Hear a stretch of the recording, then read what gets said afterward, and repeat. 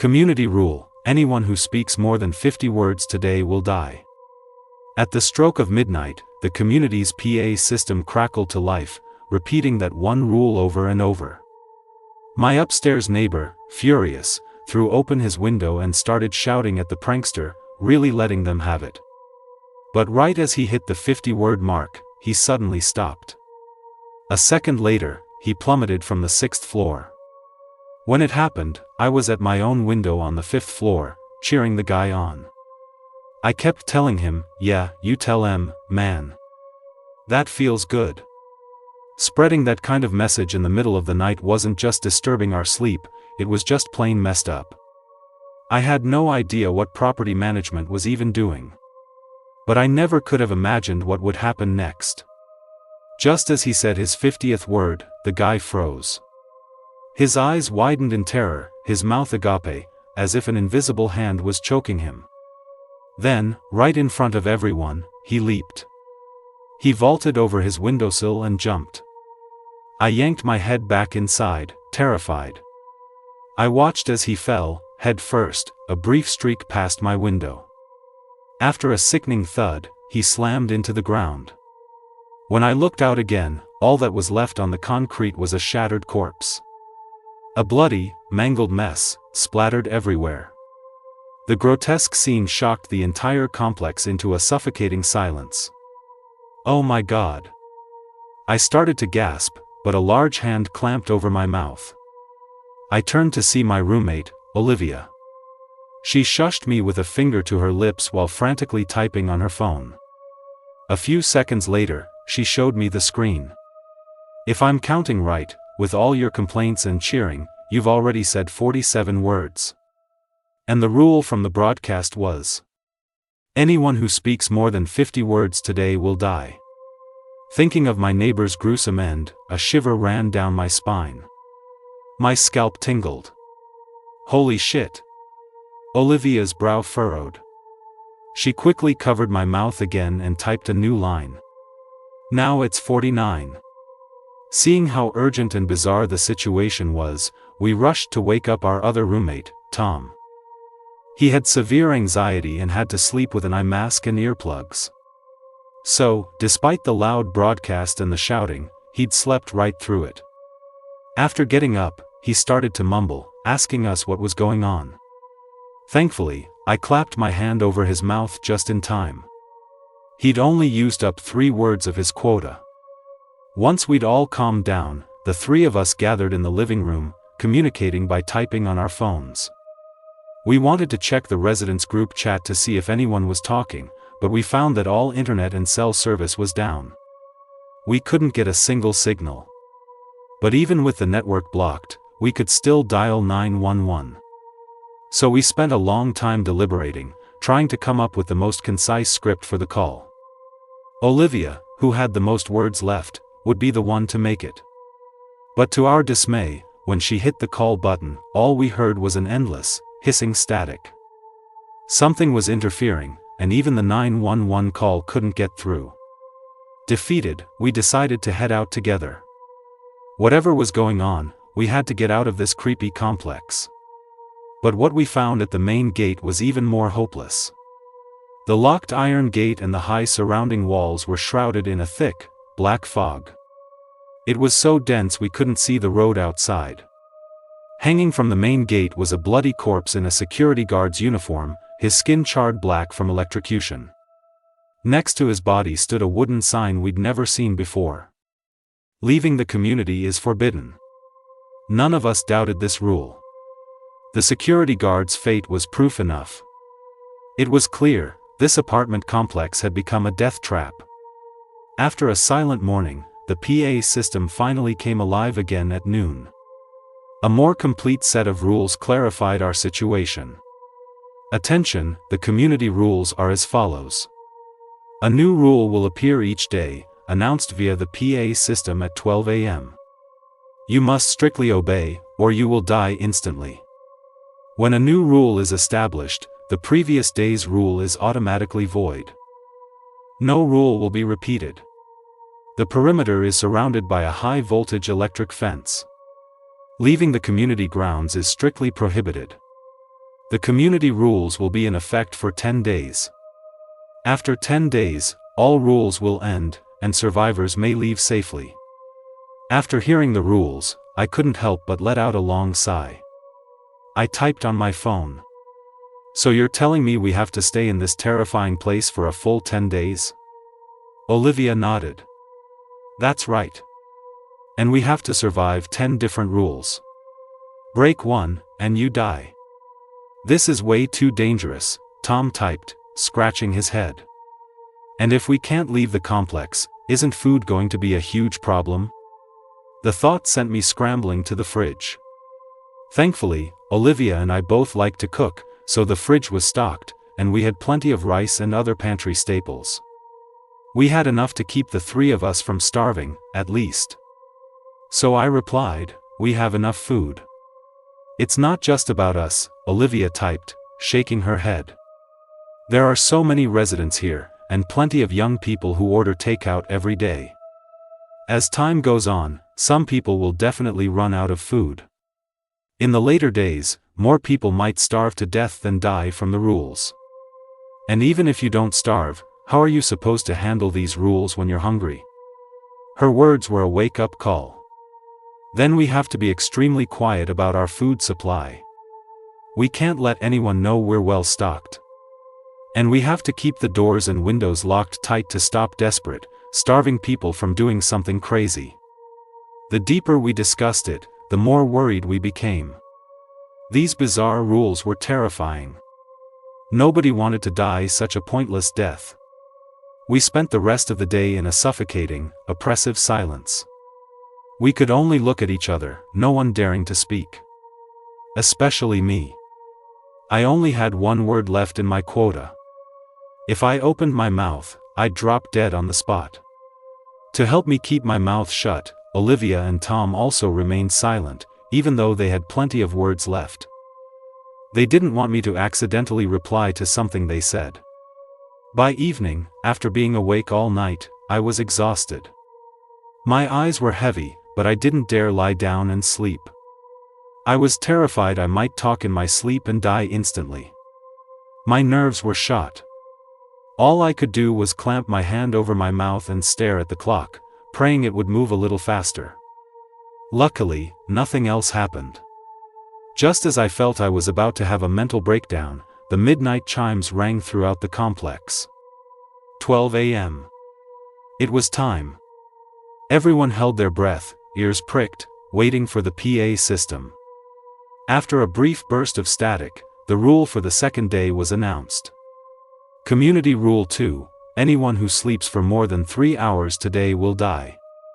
Hearing the complete rule, my brow furrowed.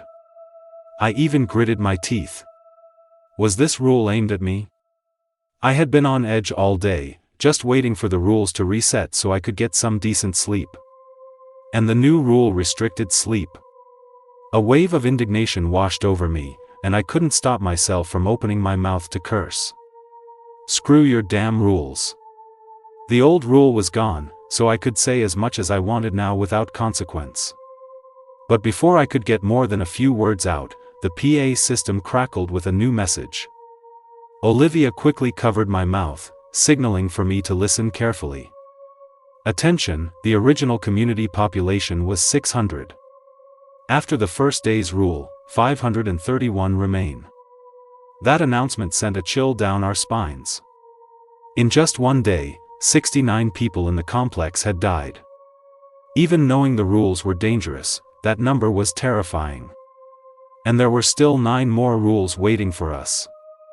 Who knew how many of the 600 residents would make it out of here alive? We looked at each other and sighed. Thankfully, the pessimistic mood didn't last long. Tom was the first to rally. He went into his room and came back with a laptop. His fingers flew across the keyboard as he quickly created a spreadsheet. We're all exhausted right now, so rest is critical, he typed. To stay safe, I suggest we carefully manage our sleep quota. I have to say, Tom's mind was incredibly sharp. In less than 5 minutes, he had created a detailed sleep rotation schedule. To avoid sleeping for 3 hours straight and being unable to deal with the inevitable exhaustion later, Tom divided each of our sleep quotas into 5 chunks. Each chunk was half an hour, spread across the early morning, afternoon, evening, and late night. This would ensure we got the bare minimum of rest we needed. The extra half hour was a buffer, a safety net. It was to prevent any of us from dozing off, exceeding the sleep limit, and losing our lives. Furthermore, our 3 rest periods were all staggered so we could watch over each other and provide a wake-up service. Olivia and I had no objections to his thorough plan. We both gave him a thumbs up. We also dug out a bunch of eye masks and earplugs to ensure the most restful sleep possible during our turns. Staring out at the thick darkness, I couldn't help but wonder aloud. I wonder how many people will die today. Tom adjusted his glasses, the lenses reflecting the pale moonlight. Probably a lot more than yesterday. This rule seems simple and straightforward, but it's actually incredibly dangerous. The need for sleep is a basic human instinct. The more tired and stressed you are, the harder it is to resist. After yesterday's ordeal, most residents are running on fumes. At first, they can push through on adrenaline, but as time goes on, they won't be able to hold out. It's a good thing there are a few of us to watch each other's backs. The people who live alone in the complex will have to rely on sheer willpower. Looking at the scattered, faint lights outside, I sighed. They're probably not going to make it. For the rest of the day, we strictly followed Tom's schedule, taking turns sleeping. Having not slept in 2 days, I finally got some brief rest. The moment I put on the eye mask, I didn't even have to try to fall asleep. Exhaustion immediately flooded my senses. I drifted off quickly. Unfortunately, this comfortable sleep could only last for 30 minutes. As the time approached, Olivia and Tom would shake me violently, pulling me from my dreams. I'd splash my face with cold water, pinch my arms, and then take my turn as the monitor. It wasn't until 9 in the morning that I got my second chance to sleep. We repeated this cycle, enduring the slow passage of time. Watching the sun crawl across the sky and then slowly set, I was so grateful for Tom's method. For someone as exhausted as me, a 3-hour block of sleep was a drop in the ocean. It wouldn't have been enough to fight off the drowsiness. If I had slept it all at once, the rest of the day would have been a ticking time bomb, where I could have accidentally closed my eyes and died at any moment. By spacing it out, I could always make it to the next sleep session just when I was about to collapse, keeping myself alive. It was agonizing, but at least I was safe. Throughout the day, 100 screams, one after another, erupted throughout the complex. They were gut-wrenching, piercing. They were surely the sounds of people dying for breaking the rule. It was hard to imagine what kind of death they suffered. After 24 hours of anxiety and fear, the midnight chime finally sounded for the 3rd time. The familiar static of the PA system crackled, and the new rule was announced. Community Rule 3, anyone who sees sunlight today will die. Attention, after 2 days of rules, 397 residents remain. The key to the 3rd day was sunlight. Hearing that, I finally breathed a sigh of relief. This time, the rule didn't involve sleep or rest. Any more of that and my mind would have snapped. But this was still a rule that killed people, so we didn't let our guard down. We gathered together to analyze it seriously. It's 12 a.m. sharp. Sunrise around here is about 6:50 a.m. lately, Tom said, glancing at his watch. I looked at the deep darkness outside and stroked my chin. If we seal all the doors and windows before 6, we should be fine, right? We had enough food, so as long as we completely blocked out the sun, this place would be an absolute safe house. Olivia nodded and looked at me. Then for the rest of the day, we can sleep as much as we want. The thought of sleeping freely immediately energized me. My weary body felt like it had been shot with adrenaline. I stood up and started looking for black tape. I had worked as a stagehand at a theater a year ago and had swiped a bunch of supplies from the workshop. They'd been sitting in a corner of the living room, useless but too good to throw away, and my roommates had complained about them more than once. Now, they were finally coming in handy.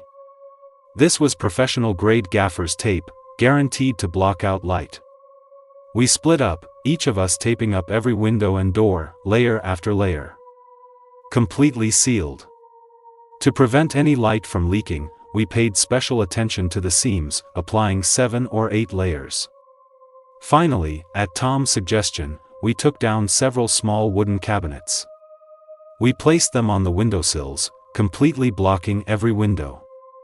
This was in case the rule decided to play dirty and a strong wind suddenly blew out the glass. After we finished, the living room became a deep, black void. It made me dizzy and sleepy. After saying goodnight to them, I finally curled up on the sofa and fell into a deep sleep. Thump, thump, thump. Thump, thump, thump. Bang, bang, bang. I don't know how long I slept before I finally woke from my exhaustion. I opened my swollen, aching eyes to the sound of dense, rhythmic banging. It sounded like someone was pounding and kicking right next to me. Besides that, I could hear the ragged, heavy breathing of Olivia and Tom beside me. They had continued discussing things for a long time after I fell asleep, so they had gone to bed later than me. "Where's that banging coming from?" I rubbed the back of my throbbing head and got up from the sofa. I checked the time. It was already 1:30 p.m., when the sun was at its brightest. If we hadn't sealed the windows, the room would now be flooded with deadly sunlight. Muttering a thank God, I put on my shoes and started searching for the source of the strange banging. I finally discovered it was coming from the hallway outside our front door. More accurately, it was coming from the other residents in the building. I could hear several sets of frantic footsteps, like ghosts, scrambling through the hallway. They were constantly knocking on doors, kicking them, and even scraping them with their nails, making a horrible, scratching sound. Pressing my ear to the door, I could hear a jumble of whispers, whimpers, and mournful cries, all mixed together. It gave me goosebumps. But to avoid seeing any sunlight that might be leaking into the hallway, the peephole was tightly covered. I couldn't see what was happening outside.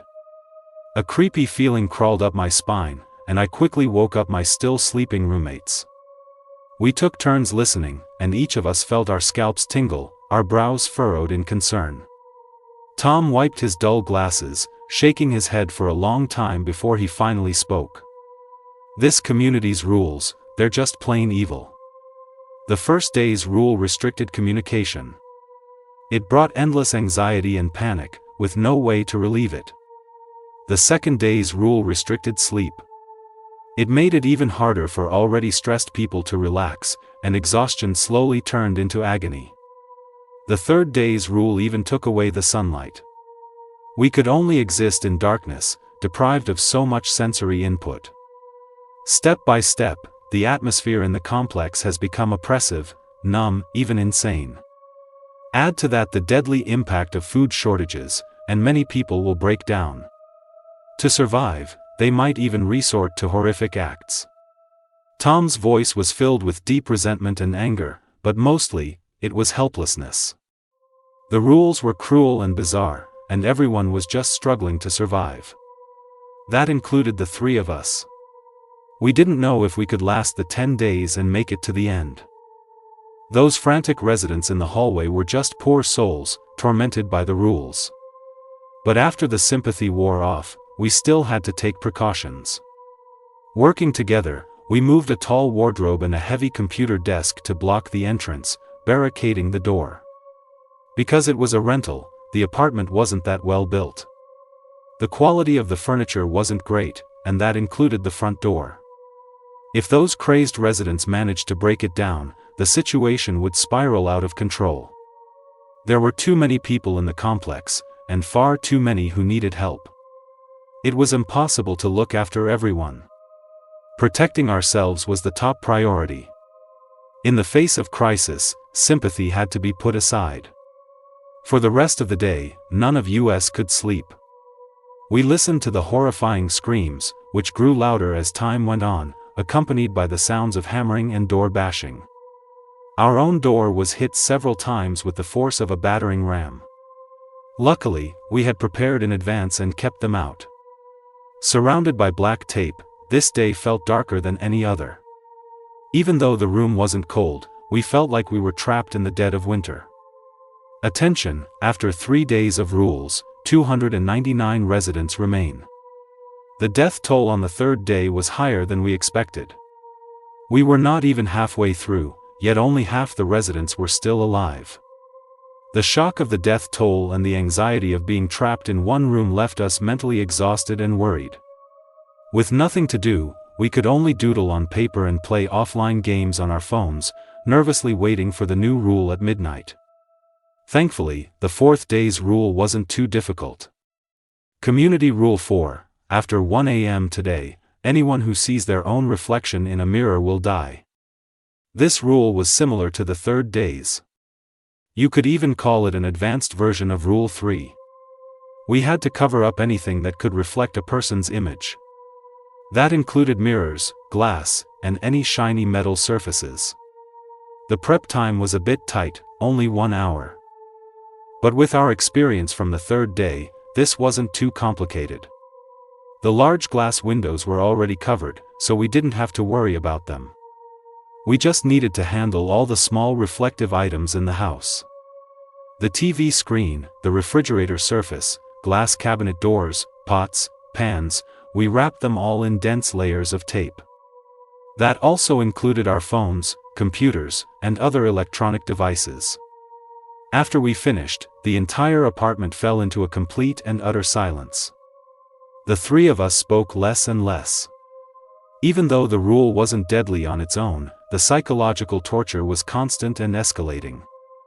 I felt deeply that on this day, I had lost my soul, that I had become numb. This numbness lasted for 24 hours, until the midnight chimes rang again. Attention, after 4 days of rules, 262 residents remain. The fourth day's rule only killed 37 people. Those who survived the first 3 days usually had some survival skills and had gained experience in dealing with the rules. Even though it was an anxious and difficult time, they were unlikely to die from a rule like this. So the survival rate was quite high. And the fifth rule that followed was a pleasant surprise for us. Community Rule 5: You must climb at least 20,000 stairs today. Violators will die. When I heard this rule, my first reaction wasn't how harsh the condition was. Instead, I was relieved that we no longer had to be trapped in suffocating darkness. We didn't wait for daylight, we left the apartment immediately.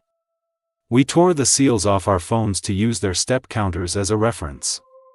We planned to get some fresh air while going up and down the stairs. But as soon as we opened the door, a foul, fishy smell hit us.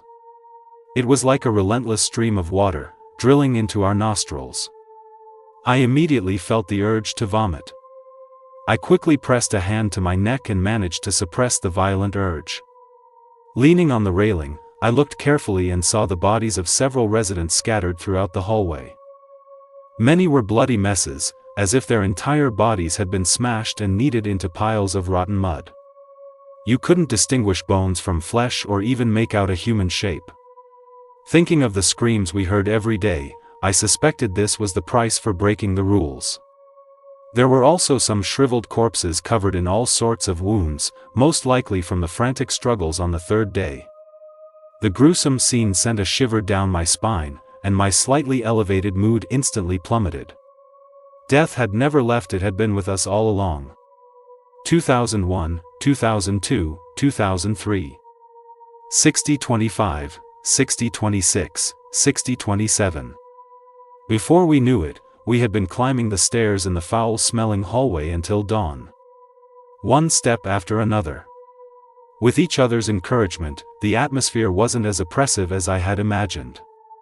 We even gradually got used to the pungent smell of blood, to the point where we barely noticed it.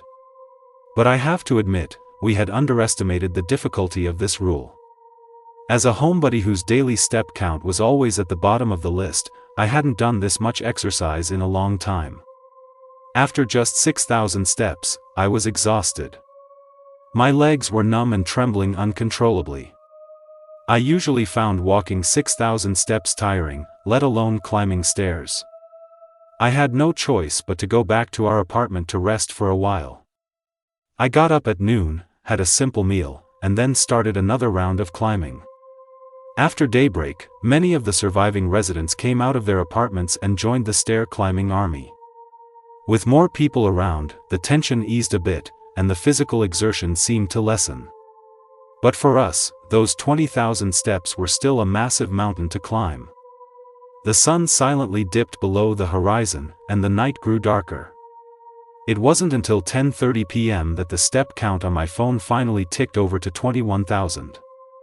To account for any flat ground walking that might have skewed the data, Tom suggested we walk an extra 1,000 steps, just to be safe. With the task complete, I finally breathed a sigh of relief. I let my body, aching and sore, collapse to the floor. Panting, I lay there in the hallway. Feeling the slightly cool breeze, the huge weight in my heart finally lifted. It was tough, but at least we had survived without any major incidents. Among the three of us, Olivia was surprisingly the fittest. She finished her 20,000 steps by 8:30 p.m. Tom, on the other hand, struggled the most, only finishing just after 11 p.m. He almost didn't make it. We hadn't rested for long when the midnight chimes rang out. Before the PA system announcement, a series of horrifying screams erupted. Many of the residents who had mobility issues or were out of shape couldn't handle this rule.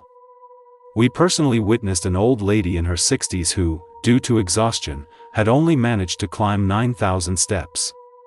Suddenly, she was gasping for air. She clutched her throat and collapsed onto the railing as blood slowly seeped from every inch of her skin. Her flesh and blood disintegrated, her wide eyes staring as her body twisted into a mangled heap. The look on her face before she died was utterly terrifying, filled with endless suffering. It sent a chill down my spine and made my hair stand on end. I swallowed hard several times before the familiar PA system finally crackled to life. Attention, after 5 days of rules, 215 residents remain. Community Rule 6, at 12 p.m. today, please go to the rooftop of your building. You may leave after 12:10 p.m. Violators will die. When I heard this rule, I was stunned. What did that mean? It was so different from the previous rules. All we had to do was spend 10 minutes on the roof. At first glance, it seemed incredibly simple, with almost no difficulty. Compared to a whole day of not talking, not sleeping, or climbing 20,000 steps, this was child's play. But the easier it seemed, the more worried I became. In 5 days, more than half of the residents had died. The community rules had never been merciful. So, this seemingly simple and harmless rule had to be hiding some terrifying catch. After a moment of thought with no answers, I took a deep breath and looked at Tom and Olivia beside me. As I expected, they were also looking up, deep in thought.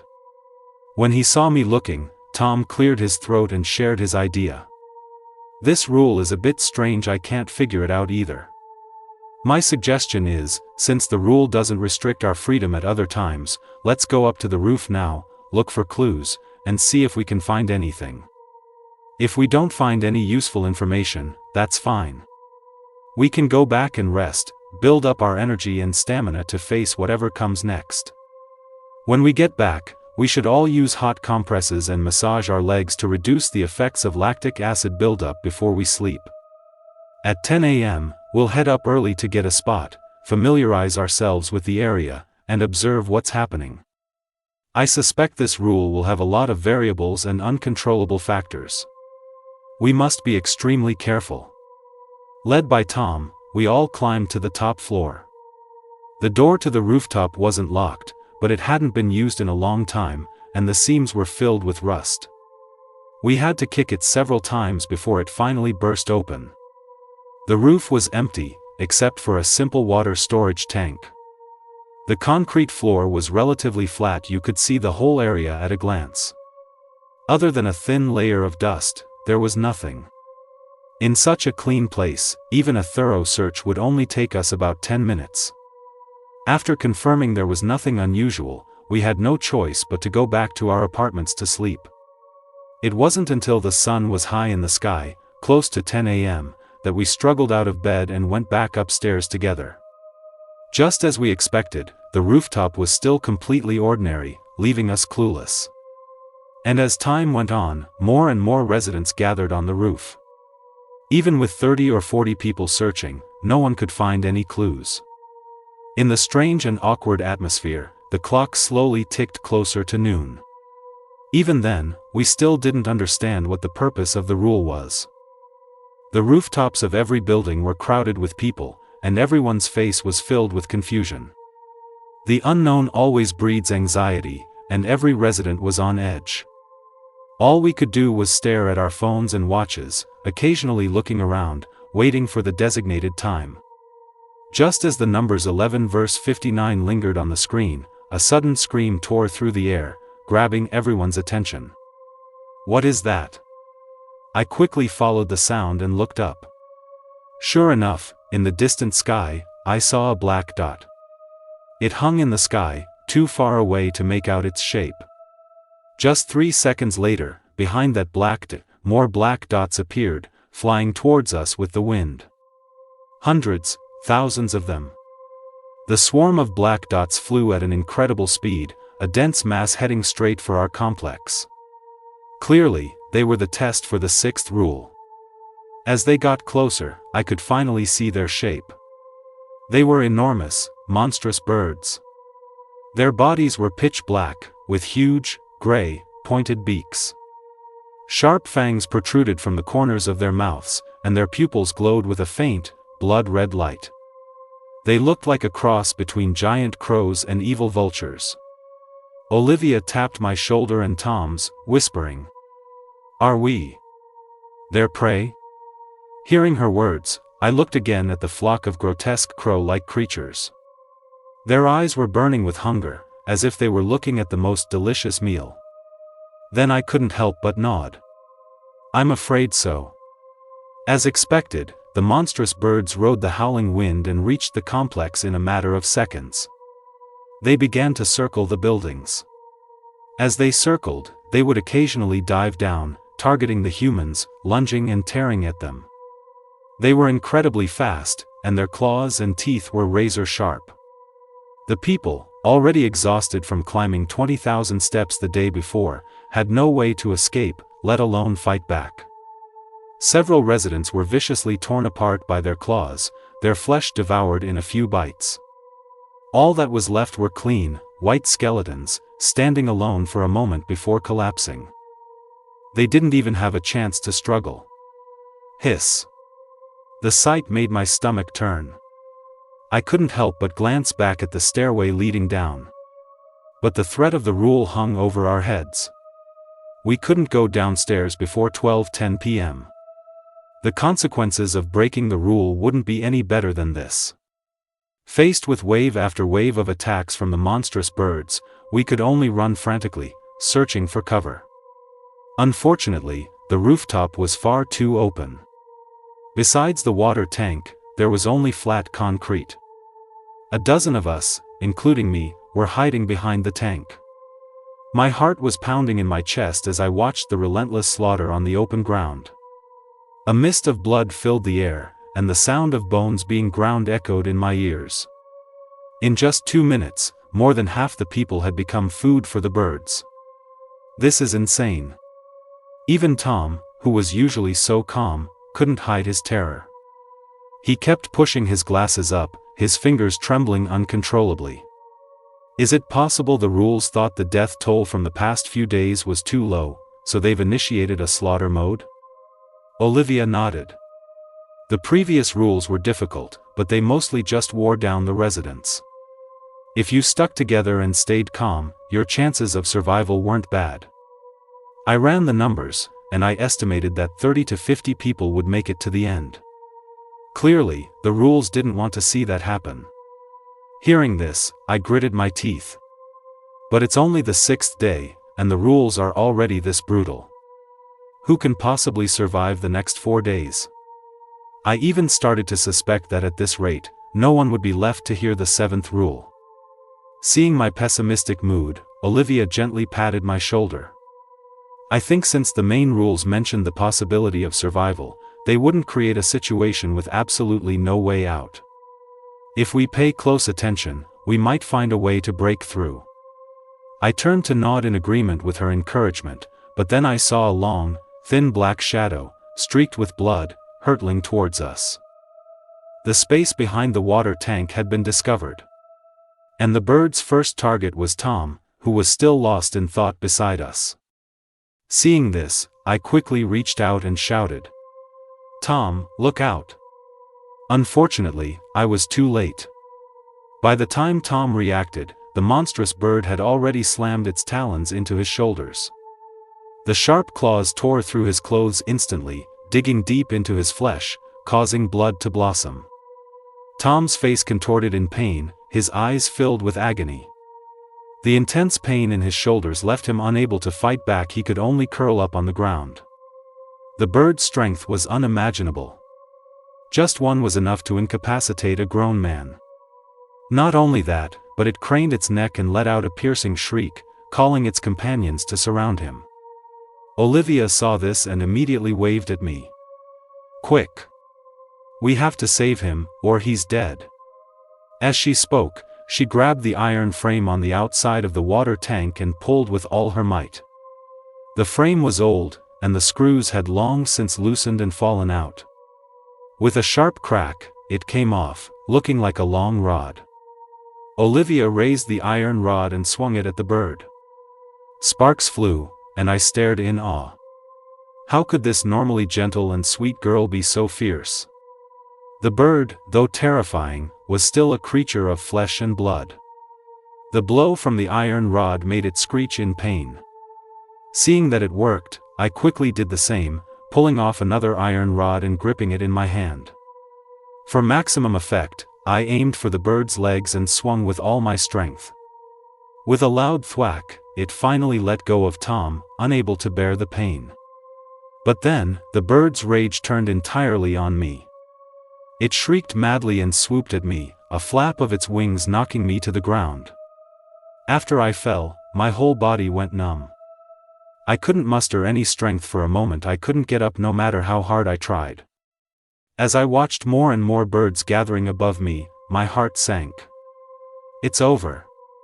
At that moment, Tom had just been released, 2 bloody gashes on his shoulders making it clear he couldn't help. Olivia was some distance away, armed with her iron rod, trying to fend off 3 other birds that were closing in. The water tank had been pushed aside by the flock of vile birds, leaving nowhere to hide on the entire rooftop. Everyone was in mortal danger. No one could spare a thought for me. A feeling of helplessness washed over me. I pushed against the ground, trying to regain my mobility, but I only grew more desperate. With no other options, I could only wait for death while watching the birds relentlessly slaughter the other residents who were running for their lives. One after another. They swooped down on the running residents again and again, taking a vicious peck before soaring back into the sky. The frantic residents could only endure the constant pecking until, riddled with wounds, they collapsed from exhaustion. Once they were lying on the ground, lifeless, the birds finally left them alone. Staring at the pale sky, I could already see my own end. In despair, I closed my eyes, ready to die. But just as my world went dark, a thought suddenly flashed through my mind. Wait. There seems to be a pattern to how these birds eat people. The ground around me was littered with the mangled bodies of residents, but there were significant differences between the corpses. Some were picked clean, down to the bone. Others were relatively intact. Although they were covered in blood, they didn't have any gaping wounds. Why? Was it that some people tasted better than others? I shook my head, dismissing such a baseless idea, and looked closely at the scattered bodies of the residents. I tried to recall the moment each of them died. If I remembered correctly, the ones who were now just skeletons had all resisted fiercely, running for their lives. They were only dismembered after they were completely devoured. And the seemingly less tasty intact bodies often belonged to those who had died after only a dozen or so pecks. They quickly fell to the ground and were then ignored by the birds. Connecting the two, the conclusion was obvious. These monstrous birds, they don't eat residents who are already down. It didn't matter if they still had flesh on them, or how much. They were all ignored. A freshly dead body would still be fresh, so it couldn't be explained by a refusal to eat carrion. My thoughts raced, and I suddenly understood everything. I immediately shouted to Tom and Olivia. They have a vision impairment. The birds were agile, yet they couldn't recognize a stationary body on a flat surface. Get down. Press yourself flat against the ground. After shouting, I immediately dropped to the ground, gluing my body to the concrete. I didn't dare lift a single part of my body. Listening to the howling wind rush past my ears, I swallowed hard and closed my eyes, awaiting my fate. I must have counted to 30 in my head, and not a single bird came near me. They circled above me, so close, yet it was as if they had suddenly lost their target. They could only flap their wings in place. At that moment, I finally breathed a sigh of relief. The weight in my chest lifted. I'm alive.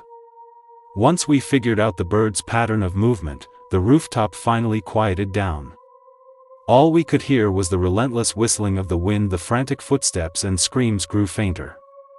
The surviving residents all followed my example, pressing themselves flat against the ground, not daring to move an inch. The birds became confused, suddenly without targets, and could only circle the rooftop aimlessly. Until the 10 minutes were up. As 12:10 p.m. arrived, they seemed to be driven by some mysterious force, gathering together into a flock. They flew off in the direction they had come from, once again becoming a dense cluster of tiny black dots. We could finally stand up, exhausted and terrified. Olivia, her face smeared with blood, looked around and lamented, 10 minutes ago, there were more than 30 people standing here. Now, only 6 or 7 of us can still stand. Tom, clutching his still painful shoulder, gave me a slight smile. It's a good thing you found the key to breaking the rule. Otherwise, I'd be a pile of mincemeat by now. I gave a bitter smile and nodded, then took his arm to help him towards the stairs. Let's get you patched up and get some rest. It's only day 6. He adjusted his twisted, bent glasses, his eyes equally weary. If I'm not mistaken, the upcoming rules will probably continue to thin the herd, getting more and more bizarre and dangerous. We walked through the dark hallway and endured another long day. We had made it to day 7. Attention, after 6 days of rules, 36 residents remain. Community Rule 7, sometime today, you must go to the 10th floor of Building 1 and ride the elevator once. Violators will die. The 6th rule was undoubtedly a horrifying slaughter. The number of survivors plummeted from 215 to a mere 36. The sprawling complex was now no different from a ghost town. As far as the eye could see, there were almost no signs of life. Only the pervasive smell of blood, severed limbs, and a few scattered, lonely lights. And the 7th day's rule, just as we predicted, was no less bizarre. It seemed extremely simple, just ride the elevator once. It didn't even specify a time. But after the storm of monstrous birds, who would dare underestimate this seemingly mundane rule? Who knew what horrors awaited inside the elevator? After the PA announcement faded, I took a deep breath and glanced at Tom's wound. This rule doesn't have a time limit. When should we go? In my mind, Tom's injury was not light, and his mobility was still limited. Since we were lucky enough to get a rule without a time limit, we should rest and recover, to face it in our best condition. But Tom just gently patted the bandage on his shoulder and smiled. Don't worry about me. Then he got up from the sofa and opened the door. The rules without a time limit are the ones we need to tackle right away. I was taken aback. What do you mean? He took a step out and looked back. The last round proved that even the most dangerous rules have a sliver of hope. The earlier we go, the more samples we can observe, and that way. After hearing Tom's explanation, it dawned on me. I clapped my hands and finished his sentence. We can figure out how to survive the elevator. Building 1 was the tallest in our complex. It had 20 floors and was the only one with an elevator. The other buildings, including ours, were all old-style, 6-story walk-ups. If it weren't for the rules, I probably would have never set foot in another building. We quickly reached the ground floor of Building 1 and tried to take the elevator up, but no matter how many times we pressed the button, the car remained stubbornly on the 10th floor. It wouldn't move at all. Clearly, the rules had tampered with the elevator. We could only enter from the 10th floor. So, we had no choice but to climb 10 flights of stairs. Fortunately, after climbing 20,000 steps before, this was nothing. When we reached the 10th floor, we didn't go straight to the elevator. Instead, we hid in a nearby corner of the hallway. We peered through the gap in the fire door, quietly observing the elevator. After waiting for about 10 minutes, the first group of residents arrived. It was a couple. They looked extremely nervous, hesitating in front of the door for a long time before finally pressing the button. The inside was perfectly calm, completely empty. Seeing this, they both let out a sigh of relief and finally stepped inside. They held hands, silently waiting for the doors to close. We held our breath, watching them disappear. Olivia rubbed her nose and said, "I bet as soon as the doors close, something even scarier than those birds will appear inside." Tom and I nodded. Our guess was pretty much the same. However, after the doors closed, the floor display on the elevator suddenly began to change. After a series of jumps, the floor number changed from 10 to 3. Then, the elevator shot downwards, plummeting from the 10th floor to the 3rd in less than a second. We could faintly hear screams and crashing sounds from behind the elevator doors. When it returned, the car held 2 limp skeletons, their bodies covered in bluish-purple bruises. Holy shit! Seeing that, I felt like the top of my head had been blown off. It was terrifying. What was the difference between dying like that and being executed? Thank God we listened to Tom and observed others first. If we had just rushed in, we'd be the ones in agony right now. After another 3 minutes, a new resident came up the stairs.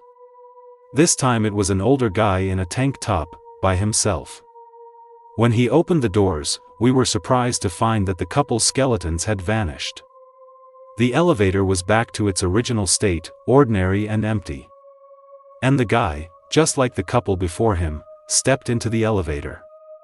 This time, the display showed the number 16. The elevator shot upwards, and again, in less than a second, it rocketed to the 16th floor. As expected, the guy became the 3rd victim in the elevator car. We watched this happen in silence for a long time. Finally, Olivia spoke slowly. "So, every time this elevator opens, it randomly selects a floor and rushes there at extreme speed?" Tom nodded. "I'm afraid so." I stroked my chin and asked, "In that case, we'd have to randomly get a floor within 3 floors of here to have a chance of surviving, right?" Thinking of this, I muttered to myself. This rule was all about luck. For someone with bad luck like me, it was a death sentence. But Tom heard me and shook his head. Even 3 floors up would be risky. You have to remember, with a rapid ascent like that, going up is even more dangerous than going down. Hiss. Over the next half hour, we staked out 3 more groups of residents. First was a college student with glasses. She was extremely lucky and got the 9th floor. She only had to drop 1 floor. Even though the speed was fast, it was a close call but not fatal. She soon returned, unharmed. The next 2 groups weren't so lucky. A young man in a suit unfortunately drew the 2nd floor. The elevator plummeted, and he was returned as a pile of mush. The last group was 4 people, 3 men and 1 woman, who entered together. They were sent to the 15th floor. After the rapid ascent, none of them survived either. In just over half an hour, we watched 9 people enter the elevator. Only the college student came out alive. That survival rate sent a chill down my spine. This was too hard. Faced with such a predicament, all I could do was mentally calculate the odds of survival and pray for a miracle. But just as I was scribbling on my hand, Tom's eyes suddenly lit up. He grabbed us and pulled us out of the hallway. "Quick! To the elevator!" Olivia and I were both confused and quickly asked, "What's wrong?" But Tom didn't explain right away. He just hurried forward. "Let's just get in first. We can't let anyone else beat us to it." And just like that, we were dragged into the elevator car, completely bewildered. As I watched the doors slowly close and the numbers on the display start to jump, my heart tightened. I wasn't mentally prepared for this. How did I end up on death row?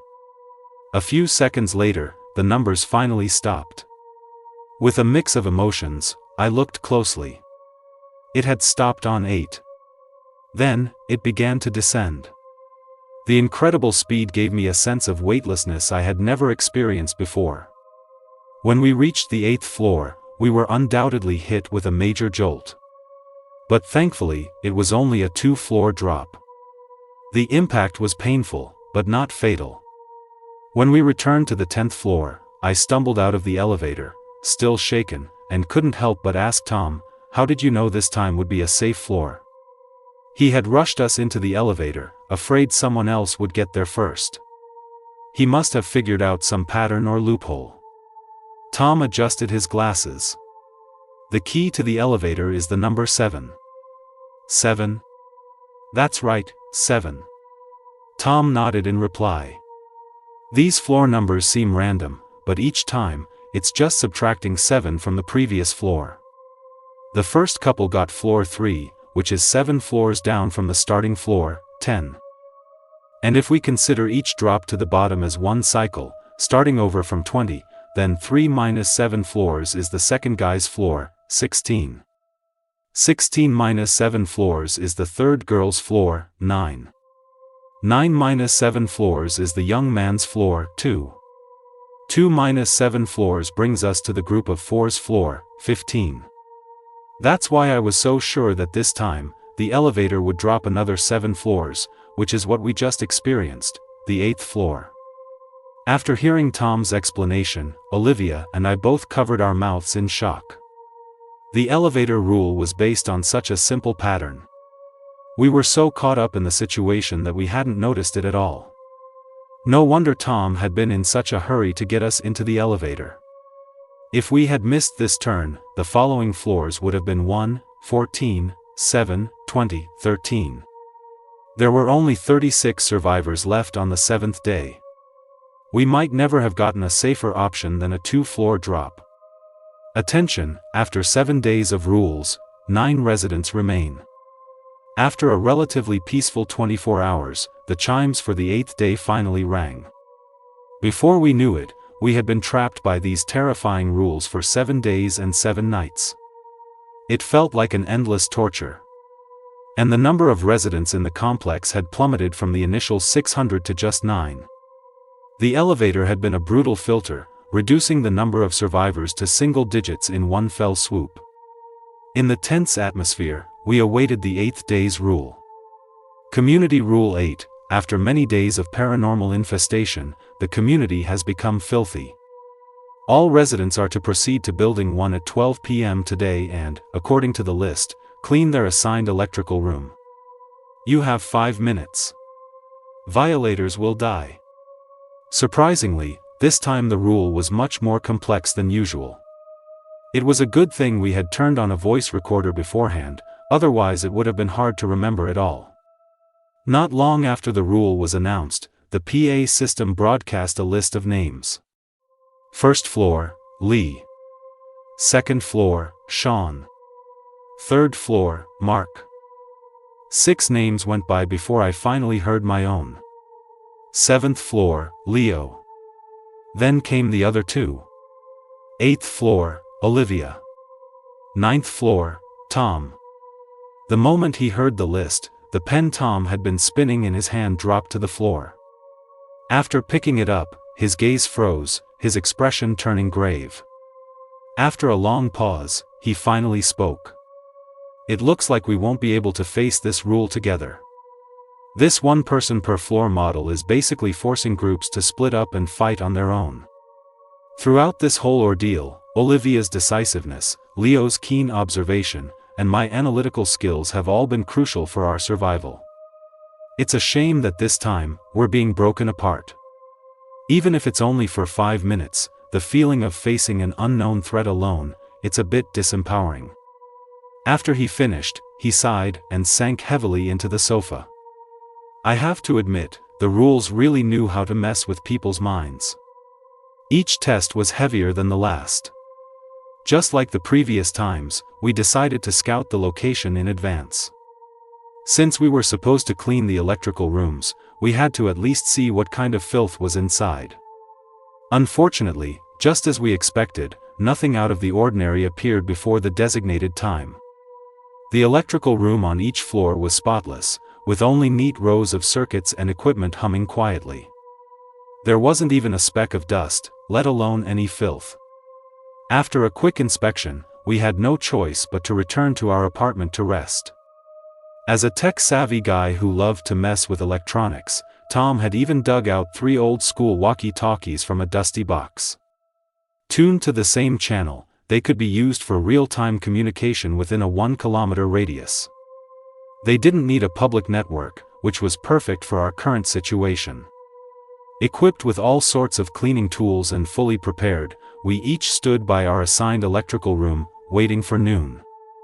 The buzzing of the electrical currents made me extremely nervous. I was so focused on deep breathing to calm myself that I didn't even notice the time changing on my phone screen. It wasn't until I heard Tom's voice from his end that I snapped back to reality. "I've opened the door to the electrical room, and inside is..." He didn't finish his sentence before he broke into a violent coughing fit. As I opened my own door, I picked up the walkie-talkie and asked, "What's wrong?" "Every wall is covered in blood, dense bloodstains, the smell is overwhelming. I'm wearing 3 masks and I still can't stand it." Hearing Tom's description creeped me out. And I was worried. I had no idea what would be behind the door in front of me. Would it be related to the dead residents too?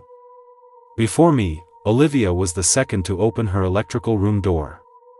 She chimed in with her situation. "I think I got lucky. There are just a few graffiti drawings in here." Tom sounded excited. "That's great. If you can take care of it quickly, you can come and help us." At the same time, I finally pried open the heavy iron door. But the scene inside left me speechless. It was completely different from anything I had imagined. No filth, no mountain of severed limbs, no neatly arranged severed heads, not even a hint of blood. Yet, it was utterly bizarre. Because there was only one person sitting inside. A thin, ragged woman. She was curled up in a corner of the electrical room. It wasn't until the iron door opened that she finally looked up. Her clear features were incredibly familiar. Olivia. What? Seeing this, my mind just exploded. The walkie-talkie I was holding tightly slipped from my grasp and fell to the floor. Weren't we supposed to be cleaning up filth? Why was Olivia sitting in here? Then who was the person on the other end of the walkie-talkie? Hearing the commotion from my end, Tom was the first to react, asking urgently, "What's wrong? What do you see over there?" My arm was trembling. For a moment, I didn't know what to say. Inside is. I hesitated for a long time, but I still couldn't get the words out. A wave of horror shot through me. I couldn't understand the rule's intentions. What if, and this was a big what if, the one in the electrical room was the real Olivia? How could I phrase it to get the message to Tom without her hearing? Scenes from every suspense movie I'd ever seen flooded my brain, threatening to fry my CPU. Sensing my panic, Tom thought for a few seconds, then replied in a firm tone. "Leo, listen to me. No matter what, following the rules is the only way to survive. We only have 5 minutes. Whatever you see in there, no matter how shocking it is, you have to clean it out." Tom's words hit me like a thunderclap, snapping me back to my senses. He was right. I only had 5 minutes. Trying to figure out some convoluted, bizarre logic was pointless. No matter what, in this complex, following the rules was the #1 priority for survival. Anything that appeared in the electrical room had to be cleaned out. So I immediately stood up to grab my tools. But I never expected that while I was talking to Tom, the Olivia in the corner had quietly crept to the doorway. While I was getting my tools, she darted out and ran for her life down the hallway. Damn it! The ragged girl was incredibly fast. In an instant, all that was left was a small figure in the distance. Her athletic ability was almost identical to the real Olivia's. Faced with this, I didn't have time for regrets. I just grabbed a short shovel with some offensive capability and chased after her. As I ran desperately, only one thought filled my mind. I can't let her get to another floor. We only had 5 minutes for this task. If she managed to escape to another floor and hide somewhere, my chances of winning would be minimal. How could I possibly find a slender girl in a 20-story building? The thought made me even more anxious, and I pushed myself to run faster than I ever thought possible. But Olivia had the advantage of surprise and was always far ahead of me. And she wasn't carrying anything, while I had a shovel in my hand. At this rate, I wouldn't even be able to get close to her. But if I threw the shovel away, how could I be sure I could subdue her? I was faced with a difficult choice, and the urgent situation was making my head spin. But fate was not on my side. The hallways in Building 1 weren't that long, and the girl encountered almost no obstacles, quickly reaching the stairwell. It's over. A deep sense of despair washed over me. So many residents had died in the complex, and some hadn't closed their doors before they died. Once she got to another floor and into some empty apartment, I would never be able to find her in 5 minutes. I was dead. Sentenced to death, I was consumed by despair. I had no more strength to chase her. I could only lean against the fire door, panting, as I listened to her footsteps fade away. I couldn't believe it. After surviving 7 rules, I still wasn't going to make it to the end. I sighed, dropped the shovel, and prepared to wait for death. But just then, a blood-curdling scream suddenly came from above. It echoed through the entire stairwell. Hearing the scream, I quickly picked up the shovel again and went up the stairs. After climbing 5 flights, I found the source of the sound on the 12th floor. A girl was lying in the hallway, bleeding profusely. It was the fake Olivia who had just run for her life. And standing over her, with one foot on her back, was someone holding a heavy fire axe, breathing heavily, their face splattered with blood. She looked up and saw me, and a smile broke out on her fierce face. Looking at her smile, I was stunned. I couldn't help but whisper, "Olivia." That's right. The person who killed the fake Olivia was the real Olivia.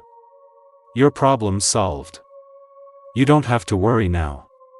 She patted my shoulder and said with a smile, "Tom's not reliable. All he does is give you pep talks. Not like me. I'm a woman of action." Seeing her cheerful smile, tears welled up in my eyes without me realizing. After killing the fake Olivia, we threw her into a trash chute. The most difficult problem was finally solved. Then I went to the 8th floor to help Olivia quickly clean up the graffiti. With the last 2 minutes, the 3 of us worked together and finally managed to scrub off the incredibly stubborn bloodstains on the 9th floor. Just as the time ran out, we completed all 3 cleaning tasks. We had made it through, battered but alive, to the 9th day. Attention, after 8 days of rules, 6 residents remain. I have to say, these last few days really felt like the final circle. The threat of death was getting more and more brutal, and the number of survivors was dwindling. After a short wait, the rule appeared. Community Rule 9, all residents, please proceed to the 10th floor of Building 1 at 8 p.m., take the elevator, and go to the B1 level. Violators will die. Hearing this, Olivia couldn't help but purse her lips. The elevator, again. Clearly, we were all still wary of the elevator that liked to go on 100-meter dashes. In a paranormal rule game, an elevator never meant anything good. But despite that, we gathered our spirits as always, packed a bag of emergency tools, and went on time. At the elevator, we met the other 3 remaining survivors in the complex. They were 3 muscular guys, all wearing athletic tank tops, and they were also well prepared. What surprised me the most was that they were also a team. And they were extremely wary of the 3 of us. In the small space, the 6 of us were clearly divided, each group on one side. Tom covered his mouth and whispered to us, "This situation actually makes sense." There weren't many survivable floors in the elevator challenge, so for 9 out of 36 people to survive, there must have been groups. And, he pursed his lips and continued, they've also survived many difficult challenges. Their physical fitness, mental strength, intelligence, reflexes, luck, they must have their own strengths. The rules are cruel. From now on, we must be extra careful and stay on guard against them. Yeah. After hearing Tom, Olivia and I both nodded seriously. Before we knew it, the air was thick with a tense, confrontational atmosphere. Until the clock struck 8 p.m., and the elevator doors suddenly opened. The 6 of us stepped into the elevator together. We didn't need to press any buttons, the display automatically changed to 1. Then, it began to descend slowly. The atmosphere in the elevator was extremely oppressive. No one spoke. Everyone stared at the closed doors, silently waiting. 2 or 3 minutes later, we finally arrived at the B1 level. Normally, this should have been the complex's underground parking garage, but now, it had transformed into a deep, dark corridor. At the end of the corridor, a flickering flame was faintly visible. We turned on our flashlights and slowly walked forward. And on the walls of the corridor were murals, painted entirely in blood. With some short text descriptions, we understood the content of the paintings. They told the story of this community's reconstruction. Or rather, its history of blood and tears. It turned out that the area where we lived had been the site of a horrific fire 60 years ago. The fire escape routes had been illegally sold off and blocked by a greedy committee, causing a deadly bottleneck during the chaotic disaster. The entire community became a furnace like Hell's Cape. Buildings were destroyed, and screams echoed through the night sky. The trapped residents couldn't be evacuated and could only wait to be burned alive. The final death toll was a staggering 600 people. And behind the murals, the walls were deeply etched with a dense pattern of claw marks. They were shocking and heart-wrenching, as if the ghosts of the dead residents had clawed them in agony. In the crowded corridor, the 6 of us all took a deep breath. A death toll of 600, and the initial number of residents was 600. It seems to match up perfectly. After reading all this, I stroked my chin and tried to recall. Tom followed up, rubbing his temples. It might sound superstitious, but I suspect the source of this survival game is the 600 vengeful spirits from that fire. The fire was tragic, and they died for no good reason. According to old legends, they would form what's known as vengeful spirits, lingering in the area, unable to dissipate, and even creating a strange magnetic field. Hatred, injustice, resentment, all these negative emotions have woven together to create this bizarre situation. They were buried in history, but once the number of residents in the complex reached 600, they initiated this retribution against the world. We listened to Tom's analysis, nodding frequently. As we talked, we continued to move forward. until we came to a white line on the ground. Crossing the white line meant we had walked the entire length of the corridor and reached a massive underground plaza. In the center of the plaza stood 3 wooden platforms. And we discovered something strange: when someone stepped on the white line, it would light up with a cold glow. The more people who stepped on it, the brighter the light became.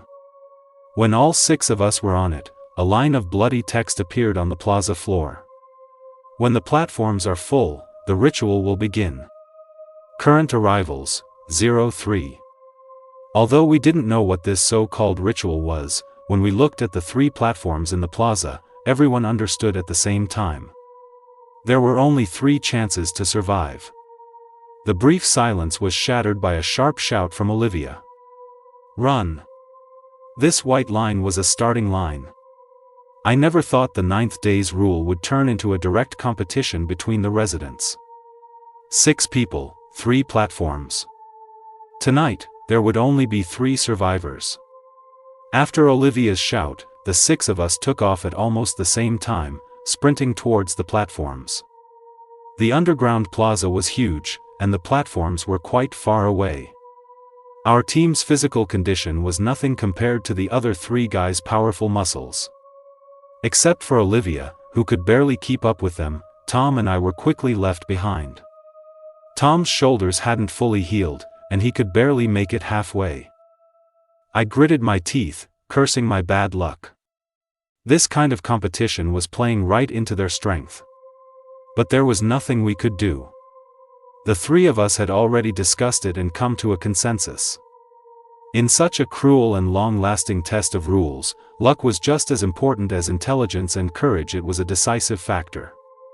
Before long, one of their guys was the first to reach a platform.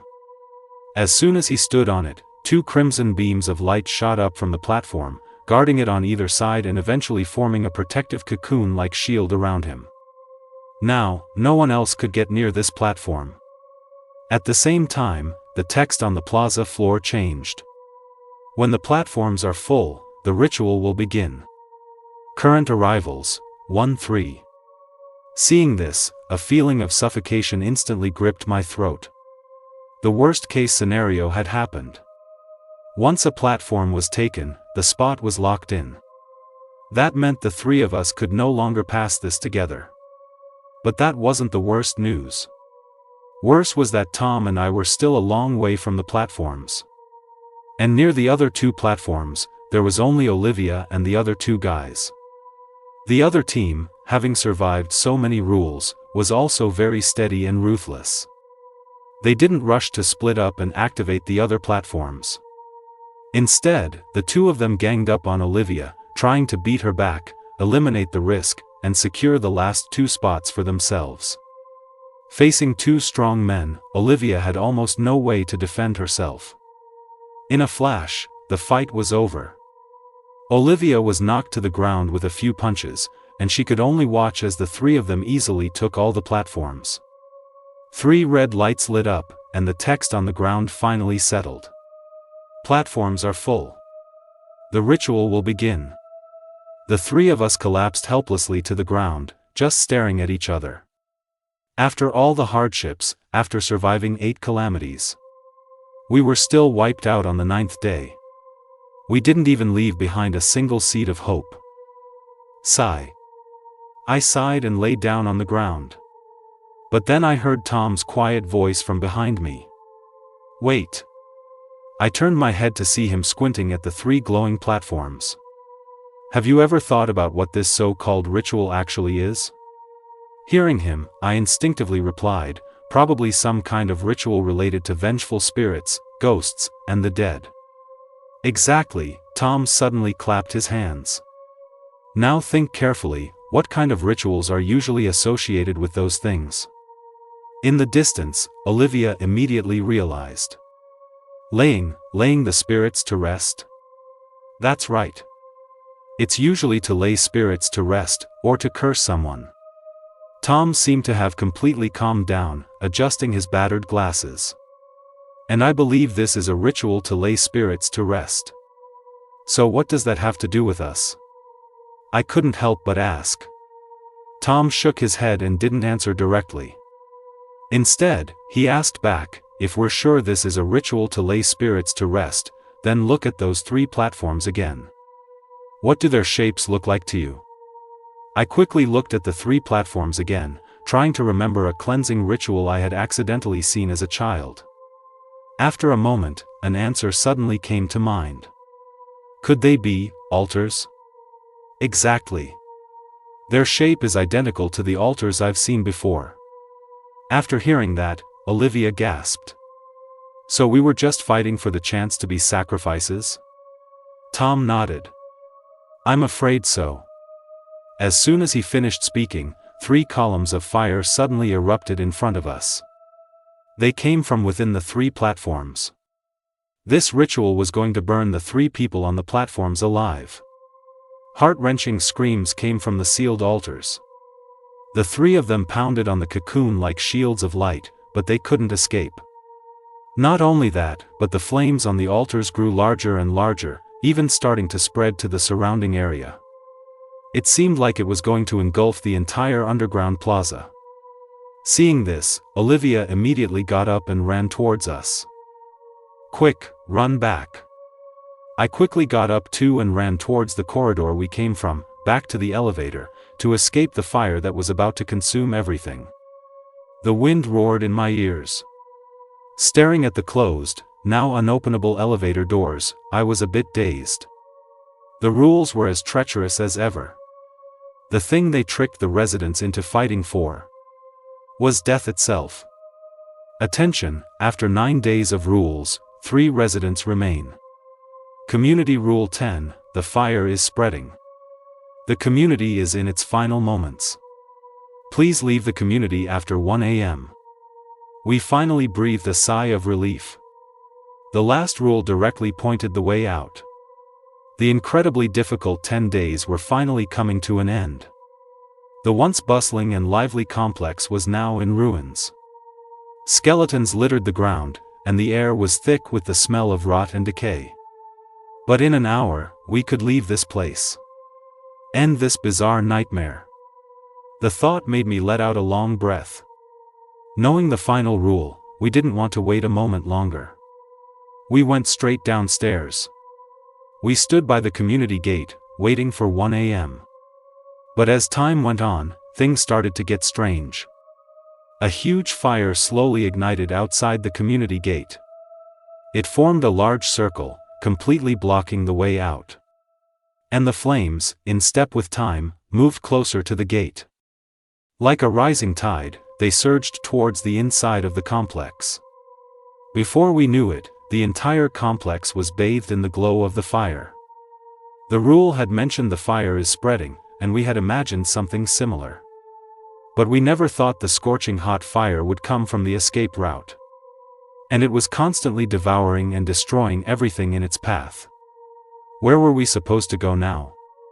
In a panic, we ran to the other gates of the complex. But whether it was the side gate or the back gate, we were met with the same scene. Even along every inch of the outer wall. Fire, everywhere. Now, the 3 of us were completely dejected. 1 a.m. was just around the corner, but the rules showed no sign of letting us leave. The rules are as treacherous as ever. Are they just toying with us at the very end? Olivia murmured, clearly bewildered by the scene before her. All the roads were blocked.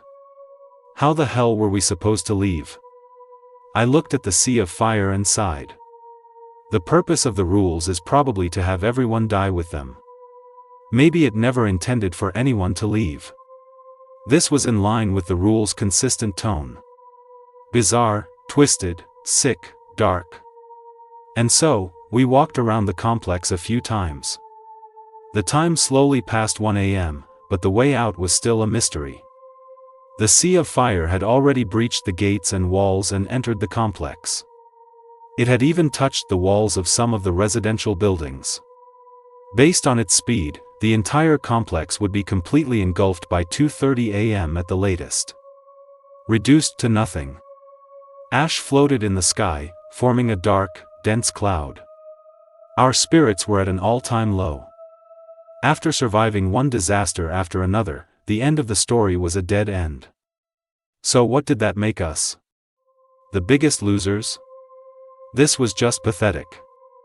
As the atmosphere turned ice cold, I stared blankly at the tallest building in the complex, Building 1. Just then, a place suddenly flashed into my mind. Wait, why don't we go check the B1 level? In the midst of despair, my words suddenly broke the dead silence. Tom and Olivia both turned their heads sharply towards me. A new light shone in their eyes. Holy shit! Why didn't I think of that before? Tom slapped his thigh, even swearing. If there was a hidden location in the complex that was most suitable as the final exit, it had to be the B1 level of Building 1. The mysterious corridor, the fire-engulfed plaza, the location of the 9th rule. All of it pointed to its uniqueness. Seeing the sea of fire closing in, we didn't dare to delay. Since we had a new idea, we immediately set off to verify it. As expected, after taking the elevator on the 10th floor of Building 1, it started up again, slowly taking us to the B1 level. When I saw the creepy murals in the corridor, a wave of excitement washed over me. The way out was definitely right in front of us. At that moment, we rushed forward almost without hesitation. Even though endless darkness lay ahead, we all believed that the end would be our last hope. As if sensing our progress, the fire outside began to advance even faster. In the blink of an eye, the inside of Building 1 became scorching hot. The high temperature reached the underground level, even making the air feel turbulent. This strange phenomenon was undoubtedly urging us to move forward quickly. I used every ounce of strength I had, running like a madman, head down. Soon, I passed the historical part of the murals. I reached the area of the claw marks, or rather, handprints. But I never expected that those twisted, sharp handprints would suddenly turn into black mist, forming the shape of arms. They blocked the way forward. At the same time, mournful, ghostly wails began to rise from both sides. It was as if hundreds of people were gathered together, crying and screaming. Are these the ghosts from back then, trying to drag us down with them? But with my life on the line, I couldn't care less. I could only push aside all thoughts and continue to charge forward. These arms made of black mist kept pulling at my legs, trying to stop me. They even worked together, trying to drag me into the wall. Their presence turned the corridor into an incredibly difficult swamp, and I couldn't see where the end was. I could only grit my teeth and move forward, one step at a time. The air temperature was getting higher and higher, almost turning into a steam room. The arms pulled me down several times, but I endured the muscle aches and exhaustion and forced myself to get up. Sweat soaked through my clothes, almost dehydrating me to the point of fainting. My breathing became difficult. Just a second before I was about to lose consciousness, I finally made it through the entire corridor and reached the very end of the darkness. With my last ounce of strength, I pushed into the deep darkness. The resistance behind me finally vanished. I made it out. Epilogue. I was ecstatic. I continued to move forward in the dark for a dozen or so steps. Ahead of me seemed to be a dark, thick smoke, extremely choking, making my throat constrict. Luckily, I didn't have to walk far before I pushed it aside and saw the outside world. The deep, dark night was brightly lit by streetlights. The roadside was packed with pedestrians. Some were scared, some were frowning, some were looking at me curiously. And behind me was the apartment complex where we lived. Thick smoke billowed out, and the entire area was engulfed in flames. Seeing my staggering figure, an ambulance quickly rushed towards me. Several paramedics in white coats brought out a stretcher, wanting to carry me into the vehicle. Next to the ambulance, a reporter was giving a rapid-fire report to the camera. This is a breaking news report. The Garden Lakes apartment complex on the east side of the city suffered a massive fire tonight at 4 a.m. Firefighters are currently working to extinguish the blaze. The cause of the fire is still unknown.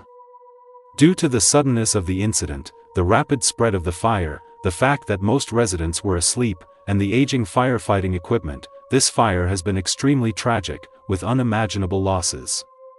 According to experts, the number of casualties in this fire is estimated to be around 600, making it the city's largest disaster in decades. It's worth noting that the predecessor to the Garden Lakes complex, the Tianhe community, was also reduced to rubble by a fire 60 years ago.